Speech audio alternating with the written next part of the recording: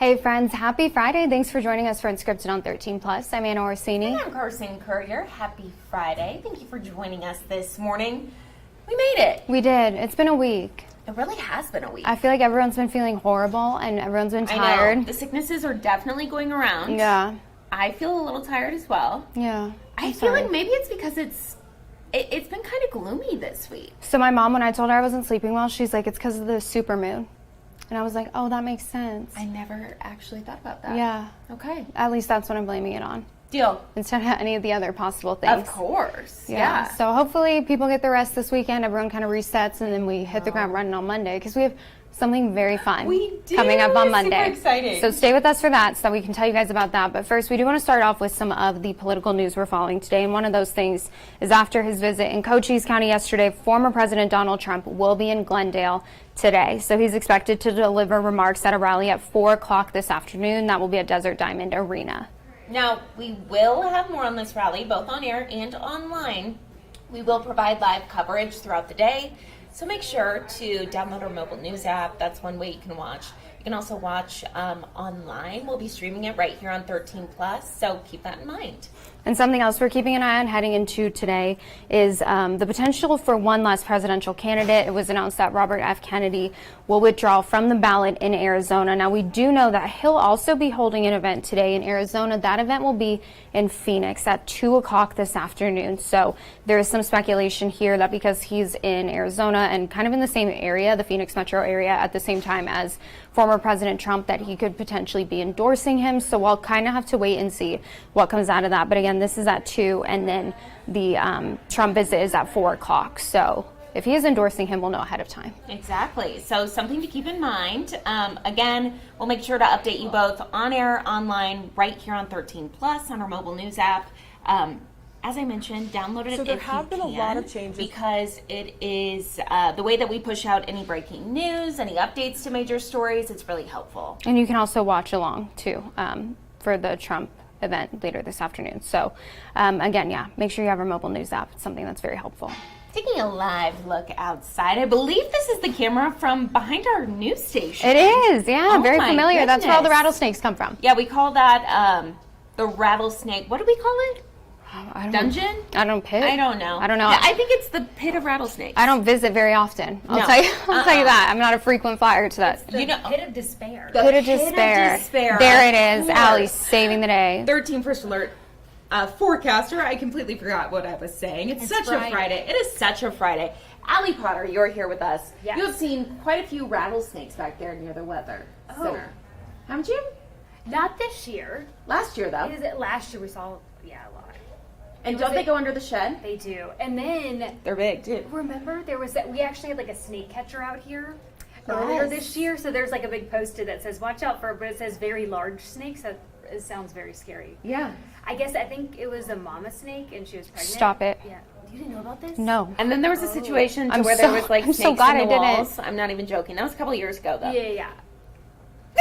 We've gone so off topic. What? It was funny because Valerie Schnell, she's never seen a scorpion in real life, and so she finally found one. In the weather They're center? always in the weather center. They are. And she goes, I found my first. I was like, wait, this is your first one? It like freaked her out. But I go, oh, just step on it. Just give it a little squish. Yeah. Bye. Bye. Sometimes they fight you. The babies fight you. Ew. Oh. Wait, you. Oh. Oh my gosh. What do you mean fight you? I feel like a zookeeper. I just have lots of experience with our Arizona wildlife. Oh, goodness. Well, So anyway, back to you guys are so brave for going to work. If I heard that there were snakes in the walls, y'all wouldn't have seen me. All my PTO would have been used. Wait. I'm not saying that I'm okay with it. Yeah. I'm just saying that there was a rumor. I've told everyone, though, like if I walk in the morning and there's a snake outside the door, that's an omen. I'm turning around. You won't see me that day. So that's what Corey says about birds. Corey Coates. He's deathly afraid of birds. What is happening? He said one time there was a bird that was right there, and he just goes, nope, not going to that door, and he went to a different, just because it was a bird. So if you want to play a prank on Corey, because he's like our little brother. Yeah. I'm going to find a bird, and like not a dead one, but just like a stuffed, like look-alive bird and put We it need outside to his move door. on. One time, We really do. Listen to this though. One time, Carson's just like, please touchscreen work. it's the reaction, right? It's the reaction. So one time, Aaron Christensen and I, we put our heads together and we found like a scary bird photo a viewer sent us. We're like, we got to send it to Corey. So we put on like the subject line, like, breaking weather, use this, first hit, like made it like, and he goes, oh my gosh, and then he flipped out, freaked out. So That's happened to me before with orangutans. I get it. I feel Corey's pain. No way. Yeah. I can't get into that I can't story. stand them. That's a story for another day. For a different day, yes. The weekend almost here. Weather now. To your weather now. Here we Why go. we're here. Yeah. This is why we are here. The weekend, not too bad. The storm chances do decrease, though, at a 20%. Triple digits back on the board. Literally rinse and repeat Saturday, Sunday. 86 right now in Tucson, 83 in Sierra Vista, 83 if you're in Nogales, 90 for Marana, 86 if you are in the Safford area, 75 in Douglas. Just laughing at some of our comments here. Everyone's like, oh, okay, let's move on. Your 13 first alert radar. We are seeing some of those storms, though, right now picking up in Douglas, actually. Look at this. Seeing some of that rainfall. Some storms, again, picking up lightning. Please be careful as you are out and about. Our excessive rainfall risk, we are at marginal for Sierra Vista, Tucson, Wilcox, Safford, all the way near Casa Grande. A live look to the north. Really nice conditions, though, we are seeing this morning. Let's put your 13 for future radar into motion. Those storms will really start to pick up, especially to the north and the east of Tucson today. The east side of Tucson, along with our friends in Wilcox, Safford, picking things up, though, if you're in Douglas, are parts of the Bisbee area. Here's a look for Nogales. And Sierra Vista, you might be going, well, where's the storms in my region? You know, I want a little bit of love. Well, guess what? Later on tonight, you're going to bed. Those storms are predicted to be reaching your neck of the woods around 10, 11 o'clock, though, this evening. Today's forecasted highs, we're seeing triple digits in Tucson, 30% chance for those storms, along with Green Valley, Nogales, seeing temps hanging out in the 90s. Your best chance for rain will be in Cochise County today.